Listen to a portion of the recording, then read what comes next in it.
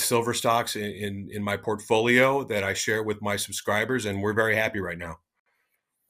We have a great lead-off topic today. Silver pushed over 36 US dollars per ounce towards the tail end of last week, and it's touched $37 per ounce today. The big question is this silver's long anticipated breakout? Yeah, well, it certainly appears so, Paul. I mean, the weekly close above that Maginot Line 13-year resistance at 35 bucks last week, that's a technical breakout, which so that $35 price now is becoming important support. Silver it's quietly been gaining strength as the gold price has been grabbing all the headlines by making new all-time highs on a near weekly basis since March of last year, when the gold price broke out of that huge 13-year cup and handle breakout. So and the last time silver broke 35 on a weekly basis in 2011, it took less than 6 weeks to reach its all-time high of 50 bucks. I mean, in my May 16th weekly column, I brought readers' attention to the gold-silver ratio, really important here, surging to triple digits. And that was likely the harbinger of much higher silver prices in the not too distant future, because the only other time that that this ratio got well above 100 to 1 was during the pandemic, when it reached triple digits during the COVID-19 pandemic in March of 2020. It spiked to 124. So with gold trading at over 100 times the price of silver at the pandemic bottom, silver then launched into a sharp rally, and it surged like 140% within 4 or 5 months. And that right now it's down to about 91, as silver futures have touched $37 this morning. So follow through with a quarterly all-time high close above 37.50 later this month. That would open the door to $40 and a possible test of that all-time high at $50 later this year.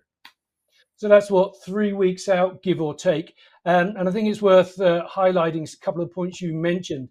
The last time silver this high was what, 12, 13, 14, 15 years ago, and it didn't stay here for very long. It rapidly exploded, parabolic, up towards $50 per ounce. Silver has this reputation and history of, when it moves very quickly, it moves very violently. Are there any indications that it won't do so again this time? Yeah, well, I mean, if you take a look at what's going on with the silver deficit, silver's been in deficit now. This is the fifth year in a row that silver's been in deficit, and it still needs to catch up to the gold price. That $50 was also reached. It was an artificial high reached in 1980, when the Hunt brothers attempted to corner the market. And then it hit $50 again, like we talked about in 2011. That was a huge cup, and now the handle now is looking like it's going to complete really soon. So that would be a huge cup and handle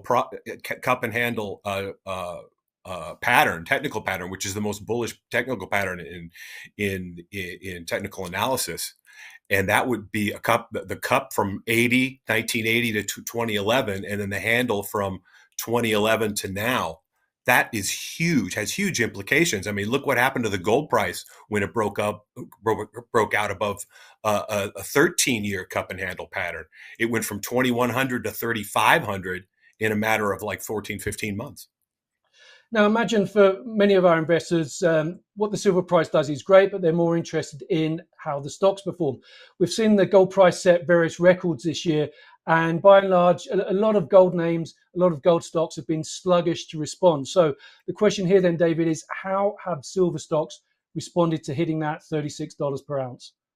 Well, that's the key here, Paul. I mean, miners generally lead the metal they produce in both directions. And so before this breakout, the silver price had been coiling below that 13-year resistance at $35 an ounce, while higher risk silver miners and precious metals juniors were leading the metal higher.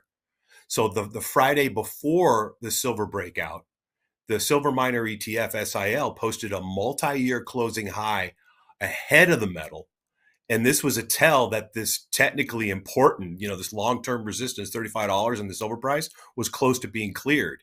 And as silver blew through $35 last Thursday to the upside, the higher risk silver junior miner ETF, SILJ, that gapped up above multi-year resistance at $14 with $14 with huge volume.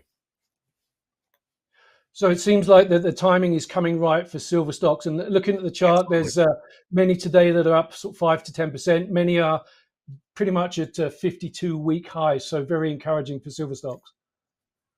Absolutely, yes. I mean, I've loaded up with silver stocks in my portfolio that I share with my subscribers, and we're very happy right now. I imagine so. Now, one silver stock that is looking to take advantage of this is America's Gold and Silver. It looks likely to benefit from higher silver prices after arranging a $100 million senior secured debt facility to fund growth and development capital spending at its Galena complex in Idaho in the United States. The company also entered into an offtake agreement with Ocean Partners for treatment of up to 100% of the concentrates to be produced from Galena. Under that agreement, Ocean Partners will also subscribe for 16.8 million shares in a private placement at 95 cents per share, a 14% premium. Total proceeds there, 16 million Canadian dollars. The company got a new CEO in late 2024, Paul Hewitt, and he's really driving a turnaround at the company.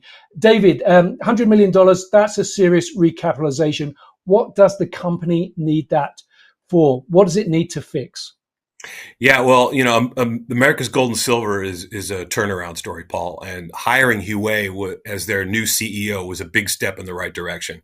Before coming to USAS, Huey was CEO of Karora Resources, and they merged with West Gold to create one of the largest unhedged Australian mid-tier gold producers. Now, Huey was also CEO of Klondex Gold before the company was taken over by Hecla for a nice premium in 2018. Before starting my newsletter in April 2017, Klondex was one of my biggest gainers in 2016. So the company has strong potential due now to the 100% ownership of the Galena mine. This newly appointed CEO, Huey, and high leverage to silver prices.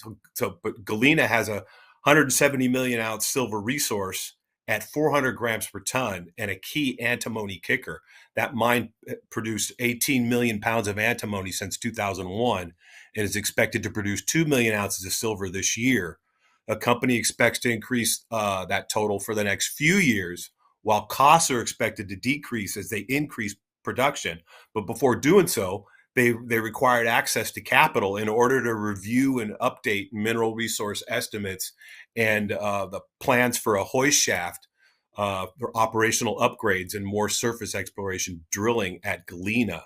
Now, also, the Cosala silver property in Mexico, that's their other major silver asset, that's expected to produce about 1 million ounces of silver this year, with an all-in sustaining cost expected to be near $20 from base metal credits. Now, this mine was expected to be low cost, but they lost money in 23 under former management, and they've been working on lowering costs down to $20 all in. Production is scheduled to begin next quarter, and in 2026, the company expects to produce 5 million ounces of silver and plans much more drilling to do this. So it's also important to mention that Cosala had roadblock problems from protesters in the past, and that adds risk in Mexico. And also, their company presentation that I looked at before we chatted here, it doesn't even mention their Relief Canyon gold mine in Nevada. So they might be attempting to monetize that.